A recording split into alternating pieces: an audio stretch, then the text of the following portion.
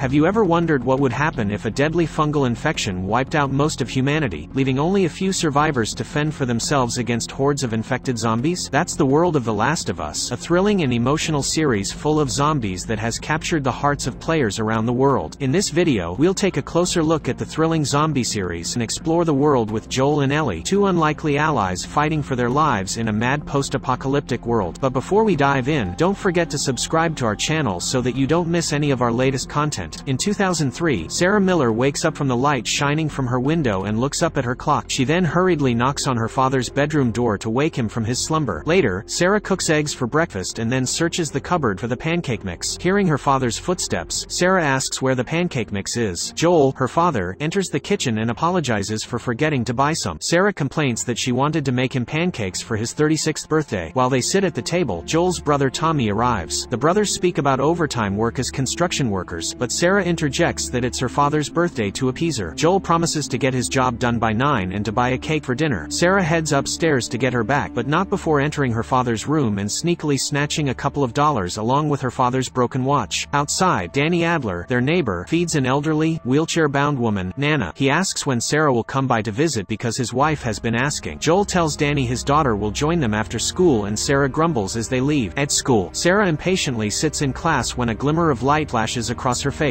She looks over and sees her classmate's medical alert bracelet reflecting in her direction, noting the odd twitching of the person's hand. The bell rings to signal the end of the school and she rushes to catch a bus to the city in a watch repair shop. Sarah asks the owner, Nazir, to fix your dad's timepiece. She then notices the emergency vehicles rushing past the store window. Suddenly, a panic. Tahira explains in Arabic that she'd gotten a phone call from her sister about distressing events. As Nazir hands the fixed watch to Sarah, Tahira steers her out of the shop, tells her to head home. Immediately before locking up, Sarah goes to the Adler's residence, where Connie, Danny's wife, welcomes her in. As she enters Mercy, the border collie runs to the teenager for pants. Then Sarah asks the older woman if she's seen any concerning news on TV, but Connie disregards her worry. After finishing her homework, Sarah scans the Adler's DVD collection. Behind her, Nana starts twitching in an unnatural manner uncharacteristic of the typically catatonic woman, oblivious to Nana's strange behavior. Sarah returns to the kitchen holding a DVD and asks Connie if she can borrow it. As she's about to leave, Sarah sees Mercy staring at Nana and whimpering, adding to her befuddled net. That evening, Sarah sits on the couch waiting for her father. The TV shows the news report of scattered incidents of violent behavior around the city attributed to an illegal substance. Moments later, Joel arrives and joins her on the couch. He apologizes to his daughter for being late and forgetting to buy the cake. Sarah asked him to swear to buy a cake for her the next day in exchange for a gift. Making Joel smile, Sarah hands him the box and he happily opens it to see his old watch ticking. He puts it on and asks where she got the money from, and she jokingly says she puddles illegal substances for cash. Pleased Joel, Shilly thanks Sarah, who takes out the DVD of Joel's favorite movie that she borrowed from the Adlers, and they watch it while cuddling on the couch. Hours later, while his daughter sleeps on his lap, Joel receives a phone call from Tommy, who says he's in jail and needs Joel to bail him out. Left with no choice, Joel carries his sleeping daughter to her bedroom before leaving the house at 11 p.m. 3 hours later, Sarah wakes up from the rumbling chaos outside and searches for her father. Realizing she's alone, Sarah turns the TV on to see a national emergency alert broadcast advising people to stay indoors for safety. Suddenly, a loud banging sound startled Sarah, and she turns to see a frightened Mercy pawing at the door, comforting the whimpering dog. Sarah tries to bring Mercy back, but the dog runs away in fear of the Adler's open door, confusing the team. Sarah consciously enters the neighbor's house, and to her shock, she finds an injured Danny sitting on the kitchen floor, bleeding and begging for help. The older man glances at something behind the counter, and when Sarah follows his gaze, she sees Nana biting down on Connie's neck. The elderly woman raises her head, showing the tendrils growing from her mouth. The woman notices Sarah's presence and chases her, so Sarah runs out the front door to escape. Outside, Joel and Tommy arrived in the trunk. Joel orders her to get in the vehicle just as Nana appears, snarling and running toward them. Joel smashes her wrench on the woman's head, incapacitating her. Joel apologizes to his terrified daughter and tries to explain the situation, but an expulsion interrupts them. Tommy then hurries them to get in the vehicle. As they drive off, Sarah sees her father and uncle in the frantic state as police cars drive past them in a hurry. Worried, Sarah asked them about the situation, but all they've heard from others is that there's a spreading infection in the city. The brothers plan to go to Mexico to escape just as they pass a stranded family on the highway. Joel insists on ignoring them despite Sarah's pleas to let them ride in the back of the pickup truck. He believes they need to prioritize their own safety first. Unfortunately, all the main roads are either stuck in traffic or blocked by the military, so the Millers decide to drive into town. In town, the streets flood with people running away from the infected. During the disarray, a passenger plane falls from from the sky and crashes on the street. A piece of flying debris hits their vehicle, causing it to tip it over and crash. Minutes later, the three regain consciousness and find themselves in a dangerous circumstance as the infected continue swarming the area. Sarah injured her ankle during the accident, prompting Joel to carry her in his arms. Tommy gets separated when another vehicle crashes into theirs, impeding him from joining Joel and Sarah in an alley. The brothers agreed to meet at the field near the river. Moments later, an infected man spots Joel and Sarah and chases them into a building. With his daughter in his arms, Joel barely escapes infected as it scrambles after them like a madman. After Joel and Sarah escape through the back exit, a soldier shoots the infected just in time. The soldier asks for their current status, and Joel conveys that Sarah hurt her leg in an accident and that they aren't infected. The soldier keeps his gun pointed at Joel while asking for his superior's orders through the radio. The soldier apologizes before shooting at Joel, and they fall down to hell. When the soldier sees Joel still alive, he points to shoot again, but Tommy guns down the soldier first. Joel lifts his shirt to reveal a bullet graze on his torso. Unfortunately, Sarah sustained a serious injury in her abdomen as she desperately gasps her air. Joel crawls to her side and tries to save her, but his daughter ultimately perishes in his arms. 20 years later, Joel lives in a quarantine zone in Boston where he works odd jobs, including the disposal of infected deceased bodies in a bonfire. A woman and Joel opened a truck full of corpses. Upon seeing a child's body, the woman tells Joel she can't bring herself to do it, so Joel emotionlessly tosses the corpse into the fire himself. At the end of the workday, Joel and the other workers collect their payment from a federal soldier. He asks the officer for another job and takes the high-paying sewer maintenance gig. Traversing the dire and hopeless city, Joel comes across a public hanging of lawbreakers and signals a soldier, Lee, to an empty corner for their transaction. Joel hands Lee a baggie of substances in exchange for ration cards and a few cigarettes. Then Joel asks for the status of the vehicle that he wants. Lee tells him that he's recruited other soldiers to help Joel prepare for his journey. Before leaving, Lee advises Joel to stay home for a while due to the ongoing battle between the federal soldiers and the rebel group Fireflies. Elsewhere, Robert negotiates with the battered woman Tess. He nervously explains that he resold the car battery Tess had already paid for. He asks the woman to forget how his men had roughed her up if he sets her free, because he fears Joel's retaliation. She convinces him she'll speak to Joel and find an excuse regarding her injury. Suddenly, a blast destroys the wall and Tess escapes. As she makes her way home, Tess is caught in the Fedra and Fireflies' crossfire and is arrested under suspicion of being a rebel. Somewhere, a teen is chained and locked up in a room under the Fireflies' watch. She angrily shouts at her captors, insisting they set her free because Fedra is looking for her. Meanwhile, Joe meets with the radio caller. Abe pays the man in cigarettes and asks if he's received any messages about Tommy. Abe tells Joel that despite round-the-clock surveillance on the radio, no one's heard from Tommy, who is currently in Wyoming. The radio caller discourages Joel from venturing out to search for his brother. Even if he knows Joel is capable, he warns that his trip from Boston to Wyoming is dangerous, according to what he's heard on the radio. Determined, Joel still asks Abe to mark his map with his destination and leaves in his apartment. Joel pushes the wardrobe aside, removes the floorboard, and takes out a map. Joel studies with great concentration as he drinks alcohol and doses himself with several tablets on his wrist. He wears the watch Sarah got repaired. Soon he gets in bed. Word Tess joins him hours later. The next day, Joel sees Tess's injuries, which he initially lies about, but after some soft questioning, Tess comes clean about Robert's man roughing her up after she confronted him on the resold car battery. Angered, Joel plans to hunt down Robert and his men. Tess tells him to calm down and suggests they stealthily steal their battery and money back so they can leave as soon as possible, to which Joel agrees. Before they leave their apartment, Joel takes out his guns from his hidden compartment. Meanwhile, Marlene, leader of the Fireflies, enters a room where three people are planning out their next attack. Kim, second in command, inquires about their leaders' motivation for doing business with Robert and holding a female prisoner in their hideout. After dismissing the others, Marlene gives her a piece of paper containing information that instantly convinces Kim to continue their plan, and she vows to do whatever she can to help her leader and keep the information secret. Marlene visits their prisoner, returns her backpack, and sits beside her holding a knife she retrieved from the bag. Marlene releases her from her chain and reveals that she knows the teen's real name is Ellie. When Marlene asks where Ellie plans to go if they release her, Ellie says she might return to Fedra to become a soldier since it's where she grew up. When she notes Marlene's displeased reaction, Ellie asks why the woman cares what happens to her, so Marlene reveals that she was the one who took Ellie to Fedra when she was an infant because that was where she'd be safest. Marlene then tells Ellie about her important role in the crusade and warns her never to reveal it to other people. Meanwhile, Joel and Tess entered the building where they suspect Robert is selling their battery. They climb up through the sewer, where they come across the gruesome remains of an infected plastered on the wall. When they open the door into the hallway, they find Robert and Desmond's corpses along with the unusable battery. Joel sees an injured Marlene and Kim at the end of the hall, where he gets attacked by Ellie. He quickly disarms her and points his gun. Marlene recognizes Joel and he shows clear disdain, implying she was the cause of his and Tommy's estrangement. Marlene explains Robert tried selling them the dead battery, which caused the ensuing shootout. With no other choice and knowing Joel's capabilities, Marlene asks him to take Ellie to a specific location in exchange for all the things they'll need to search for Tommy. After short discussion, Joel and Tess agreed to the mission and hastily take Ellie, who has no choice but to follow. Reaching the apartment, Joel and Tess let Ellie inside before closing the door so they can converse in private. Annoyed at being left out, Ellie finds a piece of paper with codes written on it. 60 songs means no new stuff, 70s for new stock, and a G's is marked with an X. When Joel enters the room, Ellie asks about the code and the identity of Bill and Frank, to which Joel doesn't answer. Joel takes a nap while waiting for Tess's return while Ellie sits by the window. Later, Joel wakes up and Ellie informs him that she heard the radio playing "Wake Me Up Before You Go Go" and he gets worried. Ellie immediately deduces that 80 songs mean danger, catching Joel off guard. Best Test returns. The trio sneakily ventures out as the federal soldiers guard the streets. Unfortunately, Lee spots them, escaping the quarantine zone borders. Lee points his gun at the trio and orders them to kneel on the ground one by one. He scans them while Tess and Joel bargain with him. When he reaches Ellie, she attacks him with her knife, angering the soldier. Lee points his gun at Ellie, and the sight causes Joel to remember his daughter's death, so he tackles Lee and punches his face in rage. Ellie watches, demands uncontrollable anger fearfully. Meanwhile, Tess picks up the scanner, glowing a bright red, indicating Ellie's infection. Ellie tries to convince them that she's not sick and reveals her weeks-old healed wound and says no one has lasted without symptoms after a bite like she has. Suddenly a siren wails from afar, signaling that the federal soldiers are coming, so they hardly climb through the fence. In Jules' apartment, the radio plays the 80s song "Never Let Me Down Again." In 2003 in Jakarta, Indonesia, 2 days before Outbreak Day, Professor Ibu Ratna, an expert in mycology at the University of Indonesia, is approached by 2 high-ranking police officers and asked to come with them. Inside the vehicle, Professor Ibu asks Wordley if she's committed a crime. Lieutenant General Agus Hiriat explains that they require her assistance as someone knowledgeable in mycology. They arrive at a laboratory and enter the restricted area. Agus asks the professor to view a specimen under a microscope, which the professor identifies as of your cordyceps. She's puzzled as to why the slide was prepared like a human specimen. The Lieutenant General explains that the sample was in fact collected from a human being, making Ibu skeptical since the cordyceps fungi can't survive in humans. Moments later, Agus escorts Ibu deeper into the laboratory and shows her a woman's corpse while the Lieutenant General guides her from an observation room. The professor enters the quarantine room in a hazmat suit. Agus advises Ibu to leave the room if she starts to feel ill. Ibu examines the corpse, noting the bullet wound in the forehead. She finds a human bite marked near the left ankle and cuts it open, only to see fungi growing inside, shocking the professor. As tension rises, Ibu moves to the woman's mouth where she discovers mycelium tendrils moving around the orifice. She quickly runs toward the door in fear and panic. A few minutes later, Agus offers a cup of tea to calm the chicken professor. She asks him where they found the woman, and he explains that the incident happened approximately 30 hours ago in a rural flour and grain factory. The woman suddenly became violent and bit 3 coworkers. All bits and victims also turned and were taken out by the police. He adds that the person who bit the victim hasn't been found yet, and 14 other workers are said to be missing. After hearing this information, Ibu calmly explains the hard truth to the Lieutenant General. The professor states that there is no treatment or vaccine for a cordyceps infection and with a heavy heart believes the only solution is to bomb the entire city with everyone in it. He would tearfully request that she be allowed to go home to be with her family before the inevitable chaos in the present. Ellie wakes from her slumber and sees Joel and Tess watching her while holding guns. Test the man. She tells them why Marlene thinks she's so important and threatens to take her back. Left without a choice, Ellie confesses that the Fireflies believe her immunity is key in creating a vaccine. However, Joel is skeptical because rumors of a vaccine have never turned out to be true. Yet Tess persuades the man to follow through, since they badly need the car battery and the promise applies to search for Tommy. As they continue the journey, Ellie is in awe of the city ruins since she's never been outside the quarantine zone before. As they look at their block path to the state house, Joel remarks that they have 2 options, the long way or the short but more dangerous way, prompting Tess and Ellie to choose the safer route. On their way to the hotel, Jess curiously asks how Ellie got bitten, and the teen admits she snuck into the abandoned mall alone where she was attacked. Tess compliments her courage for surviving, making Ellie smile. Noting the eerie quiet, Ellie asks why she was led to believe that the open city is swarming with infected. Suddenly, they hear a terrifying scream, making the group stop in their tracks with a determined look. Joel urges them to keep moving forward in the hotel. They wade through the flooded lobby to access the stairs. After climbing several floors, the group reaches a hallway with a narrow opening above the debris. Tess climbs up to find a way to open the locked doors for her companions. Left alone, Joel and Ellie have a small, awkward talk about the infected, lifespan, and how Joel feels whenever he slays one. Tess interrupts the conversation after successfully opening the door, and Joel notices her anxious expression as she beckons them from the balcony. They see a large group of infected slithering on the ground, blocking their way to the State House. Seeing the infected horde's movements, Ellie notes how they seem connected. Tess explains that fungus grows deep in the ground, with its long fibers stretching over a mile, connecting all infected in one area. When one patch of cordyceps is disturbed, a dozen infected are alerted. Although Ellie's immunity can save her from infection, she's not immune from being ripped apart. The group has no choice but to use the short way through the museum. Outside the fungi-covered building, Tess reassures Ellie that it used to be a serviceable route. Assessing the building, Joel indicates that the mycelium is mostly dry, possibly because the infected inside are finally dead. Inside, Ellie finds a fresh corpse that was violently attacked. Tess and Joel inspect the body and share annoying luck. Tess tries to convince Joel that the man would have been attacked outside and just crept into the museum for safety. Sensing danger, Joel demands total silence as they climb the stairs caked with multiple carcasses of infected. They enter a room on the top floor just as the ceiling by the doorway collapses, creating a loud noise. Suddenly, they hear a terrifying clicking sound and snap into attack mode. They slowly pace back, finding a large glass case, shielding themselves from whatever is approaching. As the creature appears before them, Ellie sees a clicker for the first time. Joel mouths that the clickers can't see, but they can hear very well. Suddenly, a clicker stumbles in front of the group, making Ellie gasp in fear upon seeing its face, alerting the creature. Joel fires at the clicker, but it disarms the man, making it difficult for him to fight back. Then another clicker appears and chases Tess and Ellie. However, the ladies trip over mannequin, separating them. The clicker chases after Tess while Ellie cross away and panic. Meanwhile, Joel confronts the first clicker and distracts it by breaking a glass display. He hides behind the wall and carefully reloads his gun, sensing the clicker move closer to his location. The man sees Ellie and approaches her swiftly. They both crouch and move away from the infected, but Joel accidentally steps on shattered glass, alerting the clicker, which lunges at them. Fortunately, Joel slays it by shooting its head. Another clicker appears and runs toward them. Tess arrives just in time and hits it with an axe, and Joel finishes the clicker with a shot to the head. After the encounter, Tess sustains a limp and Ellie receives another bite on her arm. Worried, Tess urges everyone to move by crawling out a window to the roof. As Joel tends to test his twisted ankle, he shares his concerns about Ellie being infected, but Tess snaps at him for being pessimistic. They travel to the meeting spot and wonder why the place seems deserted. Joel inspects the parked truck in front of the State House, but only sees blood on the driver's seat. Unfortunately, the militia members seem to all have died when there was a shootout after several became infected. Frantic Tess checks the bodies for a map or clue to find where the fireflies were supposed to take Ellie. Joel berates her and says they need to go home since there's nothing they can do about the situation. Tess exasperatedly else the quarantine zone isn't her home. Ellie realizes that the older woman got bit, surprising Joel, who tells her to show them. Tess pulls her t-shirt collar aside to reveal a bite mark on her neck. She scoffs and sadly remarks that her luck had to run out at some point. Tess tells Ellie to remove the bandage, and the older woman shows Joel and tells him that Ellie is the real deal. She's been bitten twice and staved off infection both times. Tess pleads with Joel to take Ellie to Bill and Frank as her last request to set everything right. Suddenly, one of the infected tries to rise up from the floor, which Joel immediately shoots. However, the tendrils alert a nearby horde and infected head towards the location. Knowing the infected are coming, Tess knocks over the field drums and throws the grenades on the floor, telling Joel and Ellie that she'll ensure the infected won't follow them. Left with no choice, Joel grabs Ellie to escape through the back. As the horde breaks in, Tess can't ignite the lighter and an infected man walks the water. It opens its mouth and lets its tendrils enter. The woman's finally Tess ignites the flames and drops it on floor, setting off a massive explosion. Joel and Ellie make it outside the building and watch the State House go up in flames. Thanks for watching. Subscribe to our channel if you love movies, and don't forget to watch our other videos as well. Till then, see you on the next video.